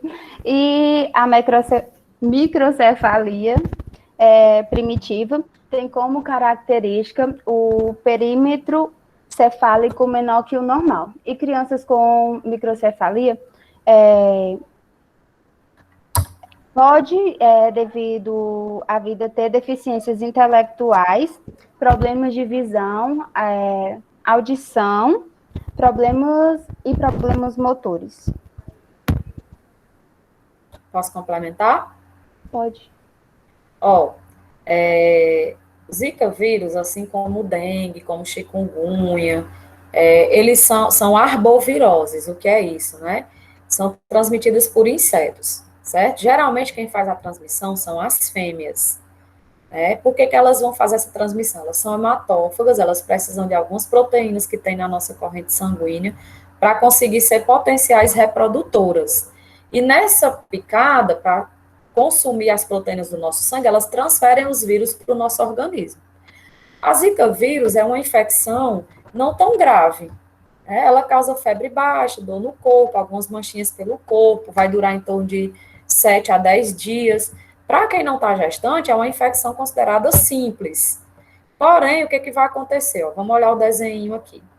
Quando a criança está em desenvolvimento, a gente viu lá no desenvolvimento, depois da neurulação, que um dos primeiros sistemas que vai se desenvolver é o sistema nervoso central. E aí, rapidamente, esses neurônios estão se multiplicando, é o período de multiplicação dos neurônios. O Zika vírus, ele busca exatamente as proteínas que os neurônios estão produzindo no seu processo de desenvolvimento. Por que ele vai exatamente para essa região? Porque é uma região que está em rápido desenvolvimento, está em metabolismo alto, isso vai favorecer a multiplicação viral. Então, ele vai praticamente consumindo as proteínas do sistema nervoso, dos neurônios, e vai destruindo esses neurônios. Então, o sistema nervoso que deveria estar no seu crescimento normal começa a não crescer mais. Ele começa a ser degradado.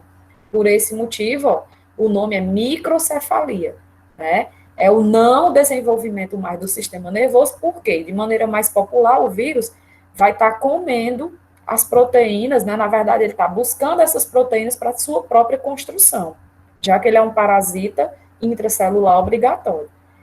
Consequentemente, se eu tenho uma região que é do sistema nervoso central que está sendo reduzida, todas as funções elas vão se alterar. Então, a questão é essa.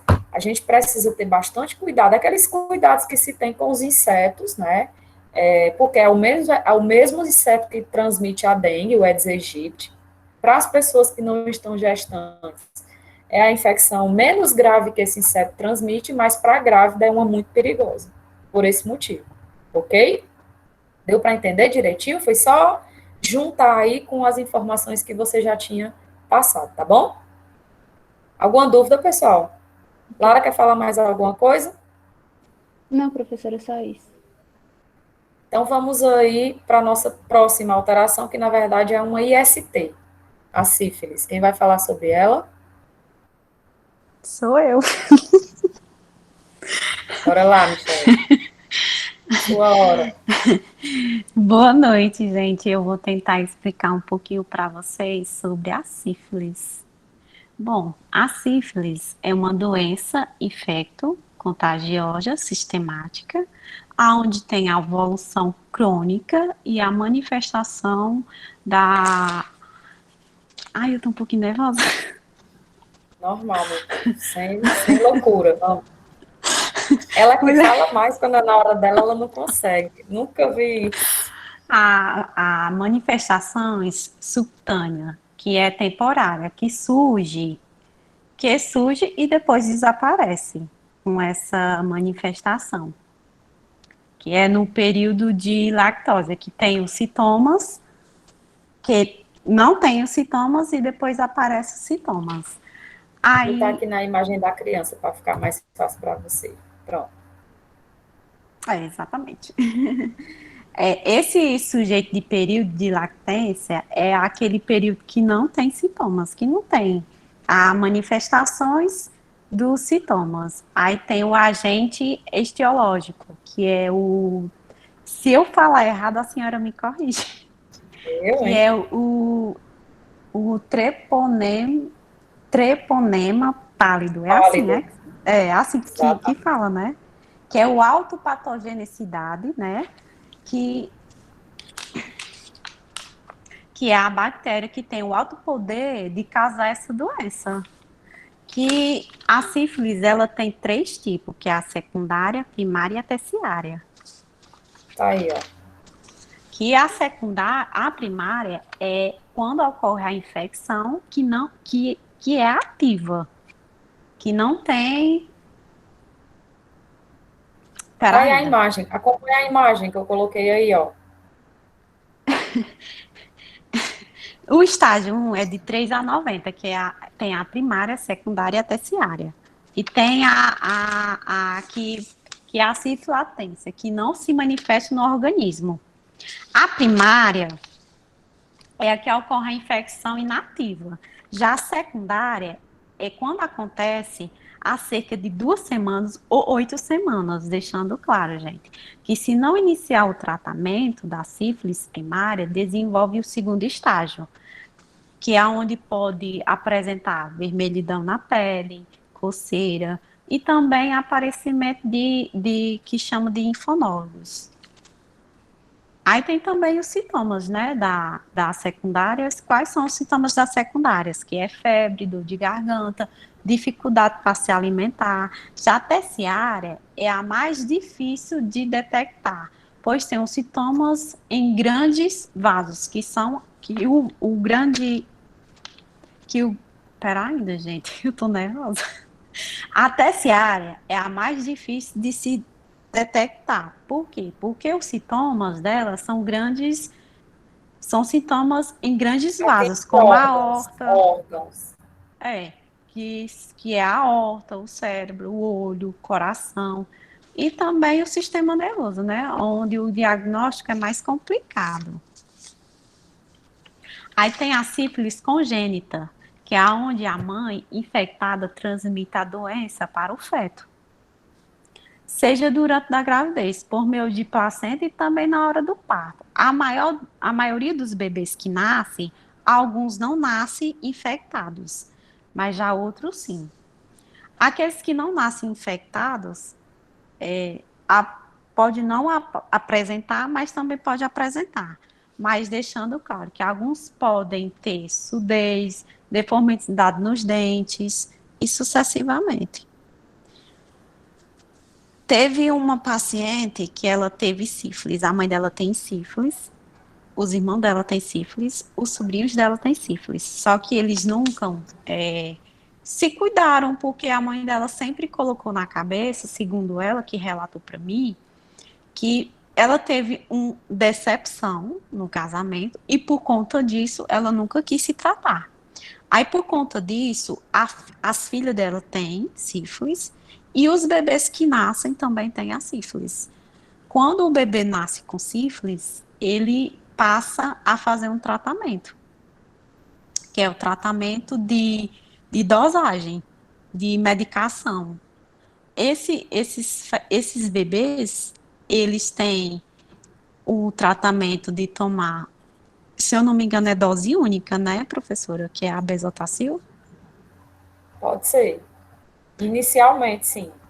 Inicialmente, sim. Mas, fora a Bezotacil, tem outra também. E eles ficam até 7 dias úteis fazendo esse tratamento da sífilis. E aí, como você está vendo na imagem aí, pode ter o arqueamento dos membros inferiores, também. Pode acontecer dificuldade na visão, causando, consequentemente, a cegueira. Então, seria o quê? A mãe que não tratou o período inicial, que é o único período tratável que tem cura, chegou na fase crônica da doença, vai transmitir isso para a criança. E a criança ela já pode nascer com feridinhas no corpo. Tem as lesões, né? Sim, e deixando também claro que quando a gestante é diagnosticada com a sífilis, ela já inicia o tratamento, deixando claro que no início da gestação, ela pode ter uma ameaça de aborto, ela pode ter uma gestação prematura, e ela também ela pode levar a gravidez até os 39 semanas, mas é sabendo que a criança não vai nascer saudavelmente. E vai correr vários riscos, né? Isso. Assim como várias outras ISTs que podem causar consequências muito parecidas. Eu coloquei só uma aí, né? Mas tem a herpes, tem várias outras que podem ser transmitidas para a criança e que têm consequências muito E parecidas. eu acho, professora, que a maioria de quem faz, principalmente as gestantes, que elas fazem o acompanhamento do pré-natal, seria interessante, não seria interessante, é interessante o parceiro estar junto para saber, porque às vezes acontece da mulher não saber que estava com a sífilis e depois descobrir com a gestação da sífilis. E seria Porque nos interessante exames são feitos os exames para descobrir, na verdade, todas as possibilidades de doenças teratogênicas, né? Então, assim, as infecções sanguíneas, as infecções genitais, todas elas, nos exames que são feitos no período do pré-natal, são diagnosticáveis, certo? Mesmo que não sejam sintomáticas. Mas o certo é os dois fazer o tratamento. Sim, com certeza, é um IST, né? Exatamente, mas tem casos que não são os dois que faz, a maioria é só a gestante, e eu acho isso Aí vai muito muito das errado. questões culturais, né? São as questões mais culturais e de informação.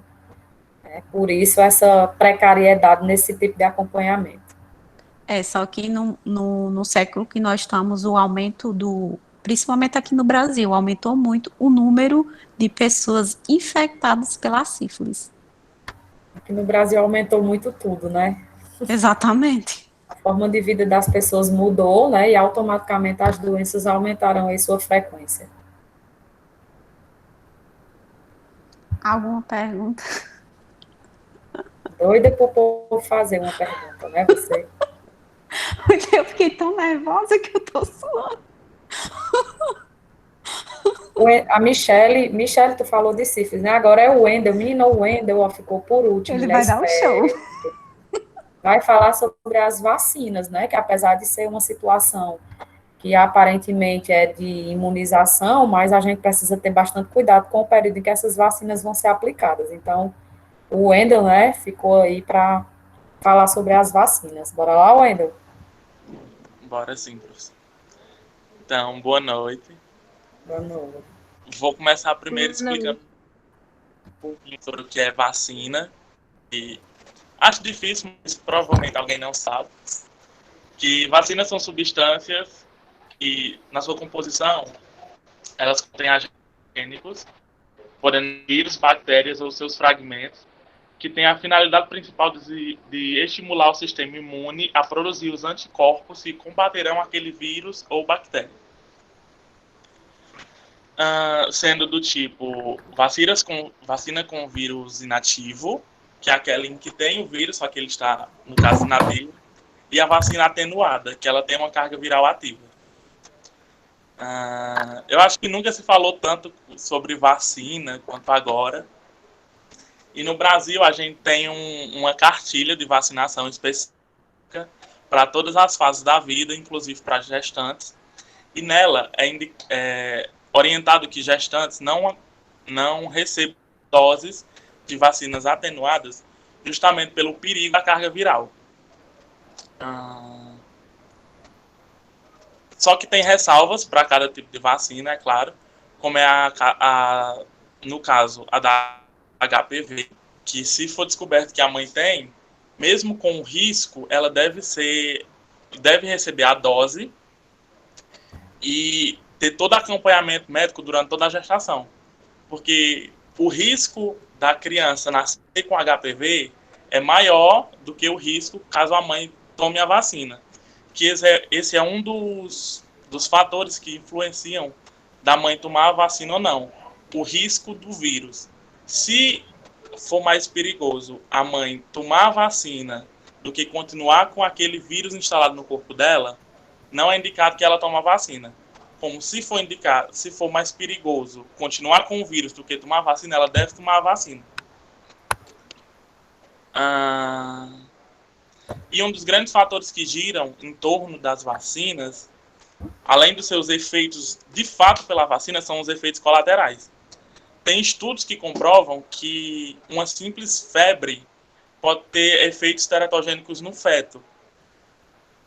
E a gente sabe que toda vacina tem seus efeitos colaterais. Algumas pessoas vão ter esses efeitos, outras não.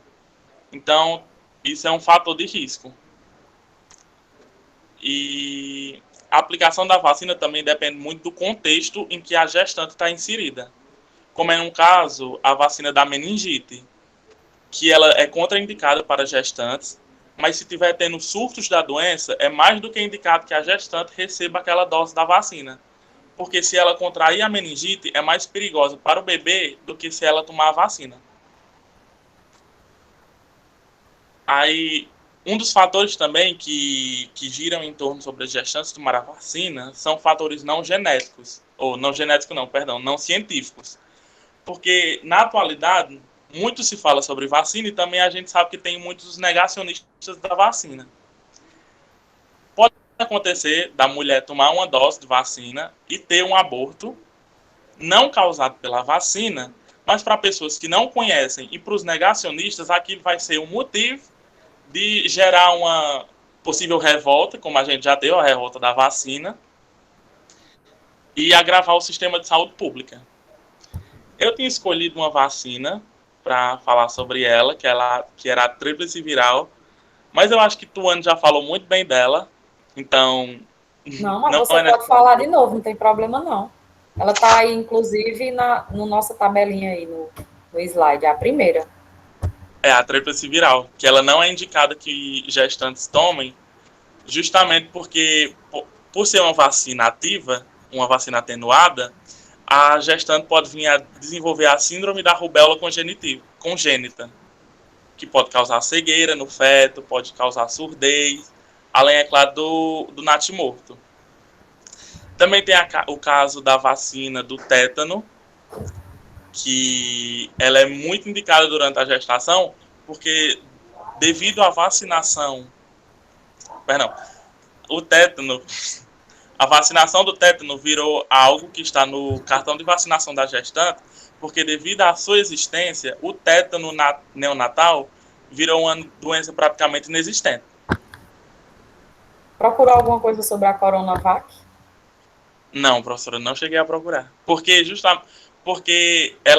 a única coisa que eu procurei é que ela no momento, gestantes não podem tomar, porque os testes em cima de gestantes não são suficientes para dar um veredito, dizendo se ela é perigosa ou não. Pois é, na verdade é exatamente isso. Você disse que não pesquisou, mas você trouxe a informação, né? Não foi testada em gestante, não foi testada em crianças abaixo de 18 anos. Então, a gente não pode garantir a eficiência e ainda pode acontecer a teratogenia, né? Que seria essa questão da febre. Por que a febre é um teratogênico? O aumento da temperatura pode causar desnaturação proteica. E o feto está em franco desenvolvimento, ele está no metabolismo de produção de proteína. E aí essa produção pode ficar comprometida. É exatamente por isso que a febre ela é um teratogênico. E como essa vacina não foi testada na gestante, ela pode não causar efeito nenhum, mas ela pode causar, por causa das reações, esse efeito teratogênico. Então, na verdade, ela não é indicada pela falta de conhecimento sobre ela mesma. Foi exatamente o que você falou. Tá bom? Tá bom. E eu acho que era basicamente isso mesmo que eu ia falar. Que bom. Pessoal, então, eu vou fazer as considerações. A Sabrina voltou, ela conseguiu entrar aí, que ainda falta a parte dela. Não, né? Ela vai ficar... Não. Então, quando for a próxima aula, depois da nossa prova, ela fala a parte dela para ela não ficar sem a pontuação que ela pode precisar, tá bom? E aí eu já coloquei alguma coisa aqui sobre o Covid, a questão da teratogenia, além da questão da vacina, tá? Só para a gente entender, o que pode acontecer com uma mãe que tem o coronavírus durante a gestação, que está acontecendo, na verdade, está sendo bastante comum, não sei se vocês já viram, né, mas tem várias gestantes aí adquirindo Covid e elas podem trazer, né, o parto prematuro, a questão do aborto, a morte da criança, né? Então, são os riscos que estão aparecendo. A gente está evidenciando, na verdade, a gente não tem comprovação, porque é muito recente. Então, isso são evidências, tá? De acordo com o que está acontecendo. Porque enquanto a gente está vivenciando, os pesquisadores, eles estão anotando, estão fazendo as suas considerações. Então, o que se fala sobre coronavírus relacionado à teratogênese seria o que a gente está vivenciando agora. Então, nada relatado de maneira comprovada, ok? Bom, e eu vou interromper o compartilhamento para que a gente possa conversar um pouco sobre a questão da nossa prova. Esses slides e essa aula que vocês brilhantemente participaram, ela vai ficar disponível lá na plataforma. Não sei se vocês já deram uma olhada, mas a plataforma ela já está funcionando, né? Eu já coloquei lá as aulas que já passaram, já fiz a anotação da frequência e já coloquei também à disposição de vocês lá aquele nosso cronograma, para quem não anotou, certo? Então, eu vou parar a nossa gravação agora e vou depois disponibilizar essa aula para vocês, ok?